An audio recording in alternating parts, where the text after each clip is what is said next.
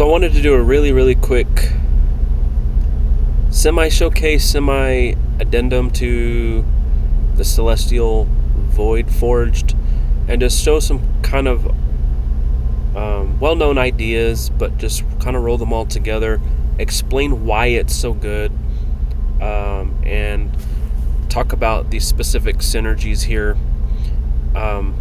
So everyone knows I prefer Lucky Beast Mage, right? So it's a I just have a soft spot for charisma and luck, and then anytime I try to do other builds that does not have the MP bar, I just miss it. So it's just what I like. But basically, it's going to work like this. All right, so this works for almost any monster. First thing you want to do is make sure darkness is a semi-decent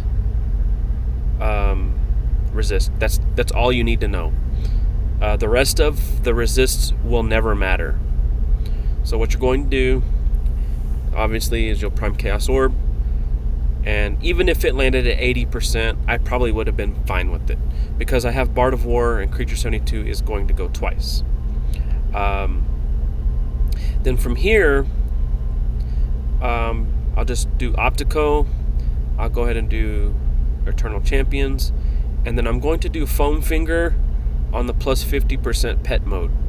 Okay, I'm going to do one Unopoka, and there's two reasons for it, and reason number one I'll talk about right now, and it's basically just to increase the BTH of my guest. I'm not overly concerned about phase landing hits because its heals doesn't require landing hits. Then I'm going to do Arcane Amp, and also I just ate a bunch of hit points because of I needed some SP. That's going to be fine, and I'll explain why. There'll be a couple of reasons why. And then so you don't need endurance for this. In fact, you can manufacture hit points without wasting stats and endurance. And then I'm going to do 2 Time Killers. So Time Killer is 49 luck. This Misc is 50 luck, so basically 99 more luck. So I have an effective 349 luck. And then, so on this round, all I'm going to do is cast Snake Master Strike.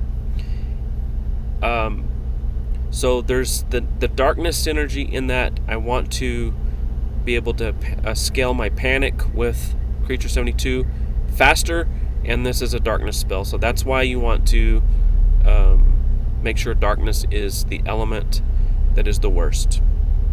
Now, I used Arcane Amp because it's basically 16 BTH. I'm losing 8 for equipping this, so the overall setup is plus 8 BTH. So the goal here is all 4 hits need to land. If it does not land, the next round you'll just cast it again. But usually,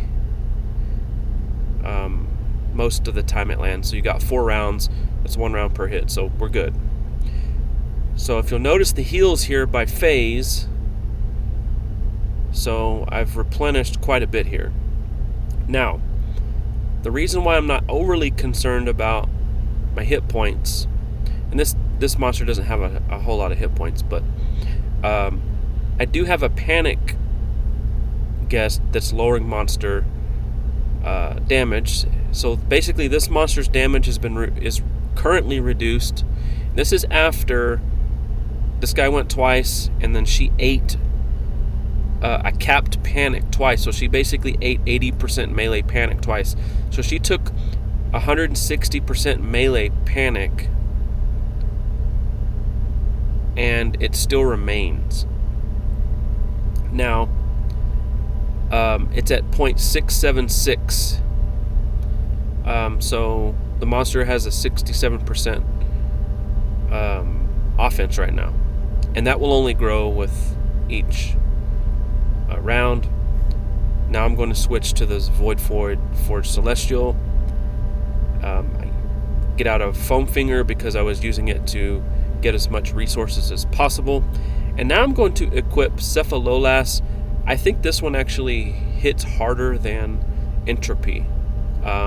So this one is a charisma weapon. It is the single only charisma weapon in the game that takes no damage penalty. This one actually has a clickable skill. And so what I'm going to do, because I landed all 4 hits here, I'm going to imbue my weapon with Void. And then I'm going to go ahead and use Bag of Mixed Nuts to get the 20% Alien power. Go back with Optico because I want the luck, because I'm trying to do a Lucky Strike by doing 2 rounds of Time Killer plus the Snake spell.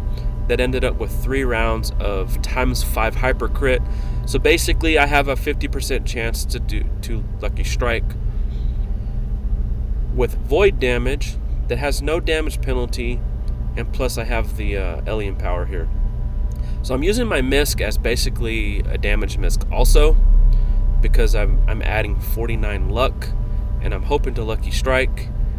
And what you're going to see here, you're going to do the top one. It's because this one is the status effect. It's like Entangle and a Water Elevon. But so you want to do Pummel, and you're going to see the damage. 2200, 1400, and 1400. Okay, so roughly about 5,000 damage.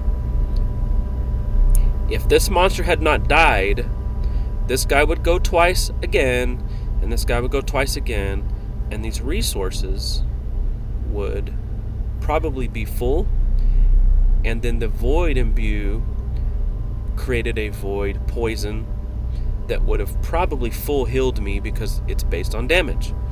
So I would have had probably 3 or very close to 3 full resource bars. We'll do this one more time. Do this for the potency because you want to make sure that the panic sticks.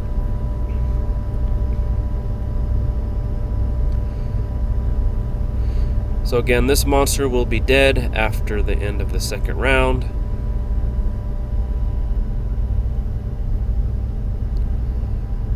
Go ahead and swap to Foam Finger and get the most out of my phase resource heals. All 4 hits landed.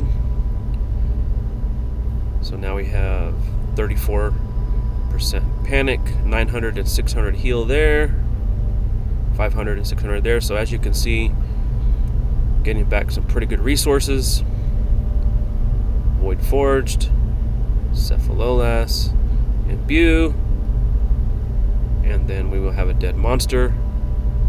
A couple of the hits didn't Lucky Strike, and I didn't use the Bag of Nuts that time, but didn't need it. And so basically you get a combination of some pretty fat resource heals. So it's kind of a loop in a way. So you quick cast, draining some resources. Your Pet Guest combo brings it back. You cast the spell with the poison, you imbue, and then you become very offensive while maintaining pretty good defense with this panic stack remaining. And then you also get the heal afterwards. And let me do one on the practice trainer just because it's got so many hit points. It may not actually kill the monster after all of that has been done.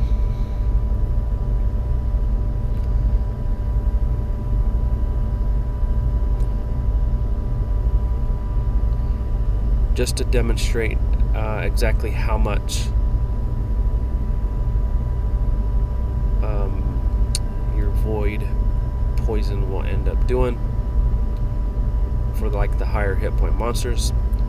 Foam Finger, I probably don't need this for this particular monster.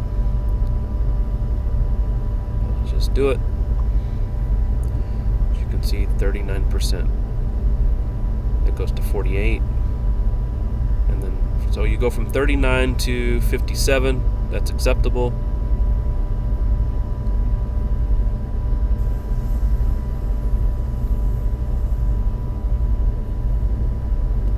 And view. And then we'll see what kind of damage we do. We ended up with a 27 power void poison that will heal. So let's see what happens to... He goes from 3,200 to 700.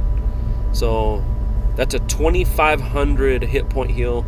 I could have had 500 hit points and it would have full healed me. As you can see, I ate into my resources. I casted a spell if I needed to do so by eating hit points to provide for the quick cast and stuff.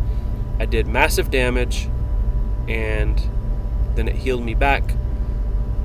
And then if this monster had another 10,000 or 20,000 hit points, I would just start all over.